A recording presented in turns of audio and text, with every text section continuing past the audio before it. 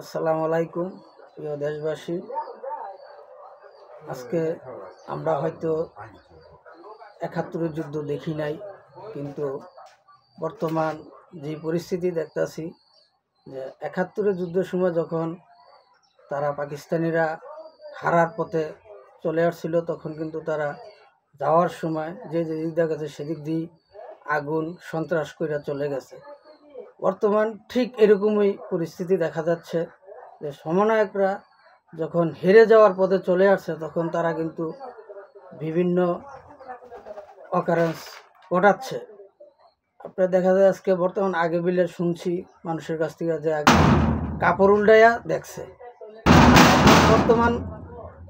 বর্তমান লুঙ্গি আগে কাপড় উল্টায় দেখছে, এখন মোবাইল খুলে দেখে, মানুষের মোবাইল ধরে দেখে।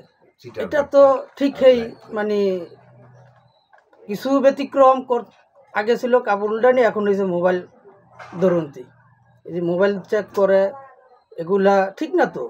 কারণ এটা কোন ধরনের 28 দেশে 20 কোটি মানুষ, আর মানুষের অধিকার আছে, যে কোনো দলকে সমর্থন করতে পারে, সে করবে, কিন্তু সেখানে মানুষের অধিকারের উপর হস্তক্ষেপ করা, এই অধিকার তো তাদেরকে দেওয়া হয় না। এই জন্য তো এই আন্দোলন সমর্থন দেয় নাই মানুষ। একটা কোঠা আন্দোলন সরকার পতন করেছে, কোঠা আন্দোলন থেকে। এখানে তারা কিসের স্বাধীন বলে, কোন দেশের সাথে যুদ্ধ করলো? এই দেশের নাম কি দিল তারা? এটা তো বাংলাদেশ, 1971 সালের স্বাধীন হওয়া দেশ, বঙ্গবন্ধুর নেতৃত্বে। দেশের 30 লক্ষ শহীদদের বিনিময়ে, 2 লক্ষ মা বোনদের ইজ্জতের বিনিময়ে এদের স্বাধীন হয়েছে।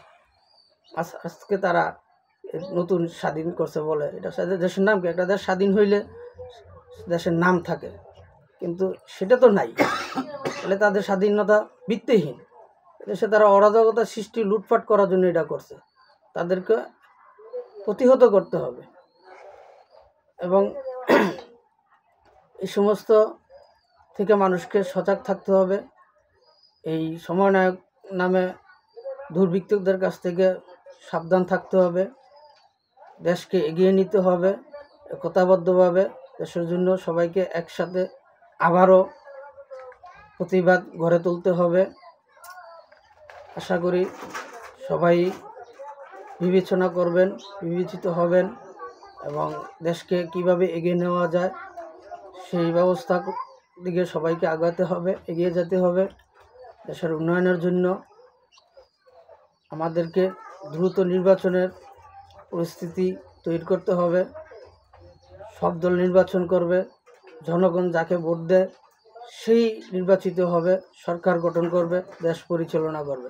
কিন্তু এইভাবেই সমন্বয়ক নামে দুর্ভিক্ষদের দ্বারা দেশ চলবে না, এই নৈরাজ্যকৃত লোক দ্বারা দেশ চলবে না। তাদেরকে প্রতিহত করতে হবে যার যার স্বার্থে, জীবনের স্বার্থে। এইভাবে তো চলতে গেলে খুব বিপদ হয় মুখে। এখন এই যে আগুন সন্ত্রাস, এর বাড়ি হের বাড়ি, এর ঘর, এগুলো জ্বালাই দিচ্ছে, এগুলো তো ঠিক না।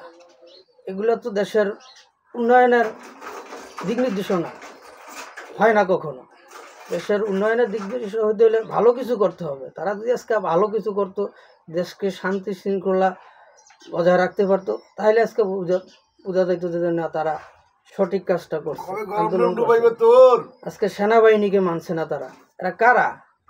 যেখানে সেনাবাহিনীকে মানছে না, পুলিশকে মানছে না, কাউকে মূল্যায়ন করতেছে না, তাদের যা ইচ্ছা তারা করতেছে। এটা হতে দেওয়া যায় না। একে প্রতিহত করতে হবে দেশের স্বার্থে, জনগণের স্বার্থে। আশা করি সবাই ভালো থাকবেন, ভালো থাকেন।